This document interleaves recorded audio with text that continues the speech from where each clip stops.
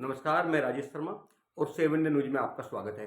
जिस तरह पूरे देश में 2024 में भाजपा की हार हुई है, उसको लेके राष्ट्रीय स्वयंसेवक संघ भी बीजेपी से खफा है।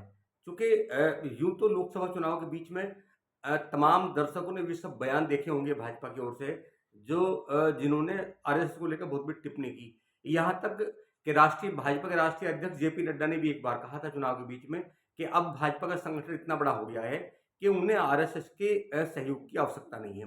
हालाँकि इससे पहले भी ऐसे बहुत सारे बयान बोले गए, अहंकार की भाषा बोली गई, जो केंद्रीय नेतृत्व है बीजेपी का, संघ को लेकर, इसलिए संघ चुपचाप भी रहा। लेकिन अब जब 2024 में जो रिजल्ट आया, एक ओर जहां बीजेपी का जो शीर्ष नेतृत्व, उन्होंने पूरा दावा किया कि इस बार 400 पार हम लोग जाएंगे। उत्तर प्रदेश में दावा किया कि यहाँ 80 की 80 सीट जीतेंगे।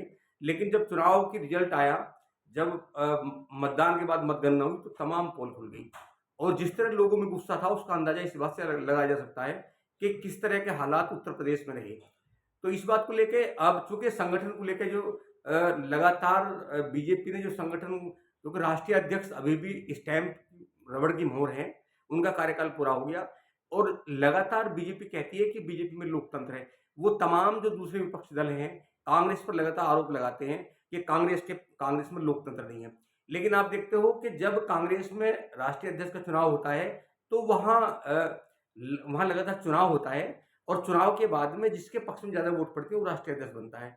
हम लोगों ने बीजेपी को बहुत समय से नहीं देखा और इसके उल्टे जब हम देखें बीजेपी को, तो बीजेपी में रबड़ स्टैम्प के वाले राष्ट्रीय अध्यक्ष होते हैं और वो होते हैं जिनकी अपनी मर्जी से जो कोई एक लोकसभा सीट में कहीं टिकट भी नहीं दे सकते। हालाँकि मैं बहुत पीछे की बात नहीं करूँगा, लेकिन वर्तमान की मैं ज़रूर बात कर सकता हूँ। जो वर्तमान में राष्ट्रीय अध्यक्ष भाजपा के हैं, कम से कम उनकी तो इतनी हैसियत नहीं है कि वो बिना गृह मंत्री और प्रधानमंत्री की मर्जी के मेंबर ऑफ पार्लियामेंट छोड़ो, वो किसी जिले का जिलाध्यक्ष भी बना दे। इस तरह के हालात तो इस समय भाजपा में है।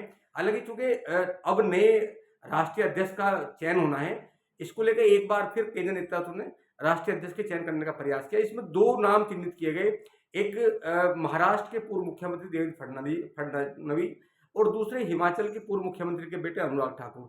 इन दोनों के नाम पर चर्चा करने का प्रयास किया गया कि इन दोनों में किसी को राष्ट्रीय अध्यक्ष बनाना है, लेकिन इस बात को लेकर आरएसएस ने अड़ंगा अड़ा दिया और इस बात को लेकर नाराजगी हुई कि राष्ट्रीय अध्यक्ष का चुनाव इस बार राष्ट्रीय अध्यक्ष जो बनेंगे, वो रबड़ स्टैम्प नहीं बनेंगे, वो बनेंगे जो बीजेपी के लिए काम करते हो और बीजेपी का पुराना चेहरा हो, जिन्होंने बीजेपी के लिए लंबे समय से काम किया हो और उनमें निर्णय करने की क्षमता हो। ऐसा ना हो कि 3-4 लोग जो कहेंगे, ऐसा उनकी भाषा बोल लेंगे।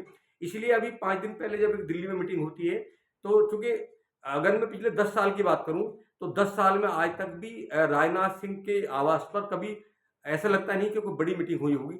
लेकिन आरएसएस के बड़े नेता उसमें जाते हैं। हालाँकि प्रधानमंत्री उस मीटिंग में नहीं होते और प्रधानमंत्री को बुलाया भी नहीं जाता। ये राष्ट्रीय अध्यक्ष के चयन को लेकर, चुनाव को लेकर एक बड़ी बैठक थी, लेकिन उसमें सहमति नहीं बनी। ये भी बताया गया कि राजनाथ सिंह जी को जिम्मेदारी दी गई, रक्षा मंत्री को जिम्मेदारी दी गई कि वो संघ और मोदी जी के बीच में पुल का काम करें। लेकिन इस बार लगता है कि संघ गुस्से में है और वो मानने को तैयार नहीं है। हालांकि वो 4-5 घंटे मीटिंग चली रक्षा मंत्री राजनाथ सिंह के आवास पर। पहली बार मीटिंग हुई, पहली बार लगा कि राजनाथ सिंह देश के रक्षा मंत्री और वो भाजपा के बड़े नेता हैं। नहीं तो कभी ऐसा लगा नहीं, वो हमेशा पीछे चलने वाले रहे। लेकिन 5 घंटे की मीटिंग के बाद कोई रिजल्ट नहीं निकला। अब ये माना जा रहा है कि केरल में 30 अगस्त से लेकर 2 सितंबर के बीच में एक मीटिंग होगी और उस मीटिंग में राष्ट्रीय अध्यक्ष के नाम पर चर्चा होगी और हो सकता है कि इस बीच में राष्ट्रीय अध्यक्ष का नाम पे चर्चा हो जाए, घोषणा हो जाए, घोषित हो जाए। लेकिन इस बार ये प्रयास किया जा रहा है कि जो बीजेपी का राष्ट्रीय अध्यक्ष बनने वाले होंगे, उनका एक चुनाव होगा, जो संगठन है, संगठन का चुनाव होगा। चुनाव के बाद ही उनके बाद इसके लिए मोहर लगे। और ये भी माना जा रहा है, संघ पहले से घोषित कर चुका, आरएसएस के वरिष्ठ नेताओं ने ये कह दिया कि इस बार राष्ट्रीय अध्यक्ष को ऐसा नहीं होगा जो रबड़ स्टैम्प हो। राष्ट्रीय अध्यक्ष वो हो जिसमें विल पावर हो, काम करने की क्षमता हो और निर्णय लेने की क्षमता हो।